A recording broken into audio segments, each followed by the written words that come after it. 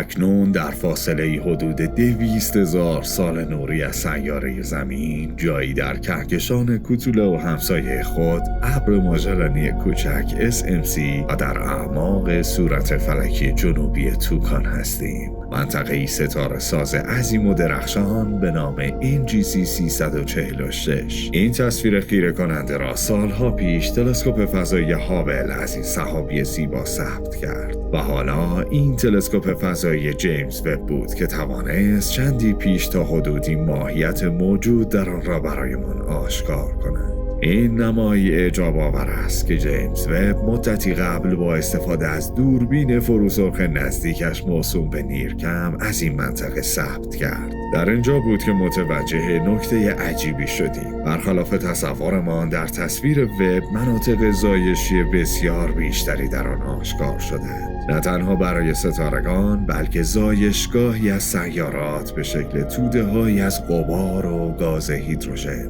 البته این ستون‌های گازی گسترده حاوی 2 نوع هیدروژن هستند. با کمی دقت گازهای صورتی در آن دیده می‌شوند که در حقیقت اینها هیدروژن‌های پر انرژی و به شدت داغی هستند که دمایشان تا بیش از 10,000 درجه سانتیگراد هم می‌رسد. در حالی که در بخش‌هایی که به رنگ نارنجی دیده می‌شوند نشان دهنده حضور گازهای هیدروژن مولکولی و متراکم و البته نسبتاً سرد با دمایی کمتر از 200 درجه سانتیگراد زیر صفر هستند. اما هر کدوم از این گازها می‌توانند ویژگی‌های منحصر به فردی داشته باشند. در واقع گاز سردتر محیطی برای تشکیل و تولد ستارگان فراهم می‌کند، چیزی که به مرور می‌تواند محیط اطراف را هم تغییر دهد. این کار باعث ایجاد برآمدگی‌های مختلفی در سرتاسر این منطقه میشه که با شکست نور این ستاره‌های جوان و تازه متولد شده از این غبار متراکم دیده میشوند. ستون‌های گسترده گازی درخشان اثر این فرسایش‌های ستاره گسترده را در سرتاسر این محدوده نشان می‌دهند. اما همه چیز به اینجا ختم نمیشه. وقتی بررسی و مطالعات دانشمندان بیشتر شد، اسرار بیشتری هم از آن فاش شد.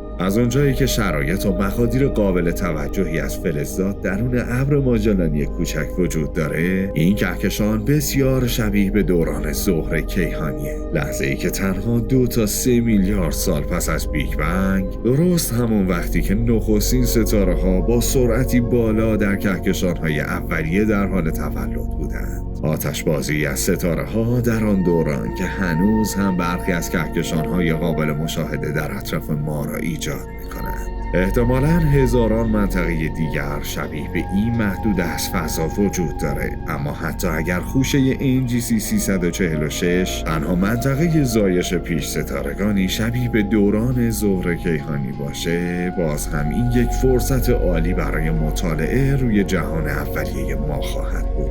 مدتی قبل ستاره‌های سنگین این خوشه با جرم‌هایی 5 تا 8 برابر خورشید مطالعه شدند. اما اکنون داده‌های وب این فرصت را به ما می‌دهند تا ستارگانی با جرم‌هایی کوچکتر از 1/10 خورشید را هم کنکاش کنیم تا ببینیم فرایند تشکیلشان چقدر تحت تاثیر عناصر فلزیه. این به ما نشان خواهد داد که شکلگیری ستاره‌ها در ابر ماژلانی کوچک چقدر به زایش ستاره‌ها در کهکشان راه شیری ما شبیه. وقتی ستاره‌ها شکل می‌گیرند، گاز و غبار را از ابر مولکولی اطرافشون جمع می‌کنند که میتونند مانند رشته‌هایی در عکس‌های وب به نظر برسند.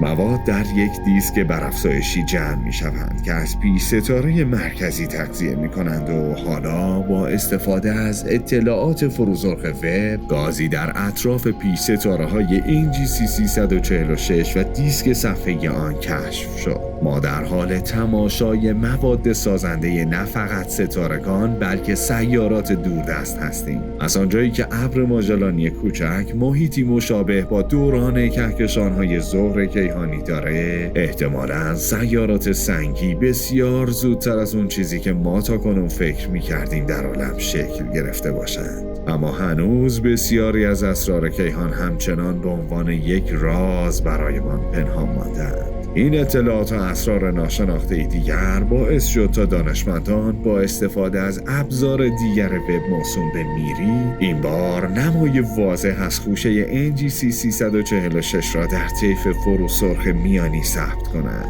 از آنجایی که غبار کیهانی از عناصر سنگینی مانند سیلیکون و اکسیژن تشکیل شده، دانشمندان انتظار داشتند که SMC فاقد مقادیر قابل توجهی از غبار باشه، اما همونطور که پیشتر گفته شد در این تصاویر گرد و غبار فراوانی دیده میشه. در اینجا پیچک‌های آبی، انتشار موادی همچون سیلیکات‌های غبارآلود و مولکول‌های شیمیایی دوده‌ای معروف به هیدروکربن‌های آروماتیک چند حلقه‌ای یا همان PAH هستند را ردیابی می‌کنند. پرتوهای قرمز پراکنده نیز بیشتر شامل غبارهای گرم شده توسط ستاره‌های پرجرم و درخشان در قلب این سحابی هستند. اگر کمی دقت کنید یک قوس را در مرکز به سمت چپ می‌بینید که ممکنه بازتابی از نور ستاره نزدیک در مرکز کمان باشه و در نهایت تکه‌ها و رشته‌های درخشان که مناطقی را با تعداد فراوانی از پی ستارگان قبل از تولد نشان می‌دهد. ستاره شناسان به دنبال ستاره‌های سرخ در این خوشه می‌گشتند و موفق شدند چیزی در حدود 1001 منبع نوری را پیدا کنند که خود ستاره‌های جوانی بودند که هنوز هم در پیله غبارآلودشان پنهان شدند.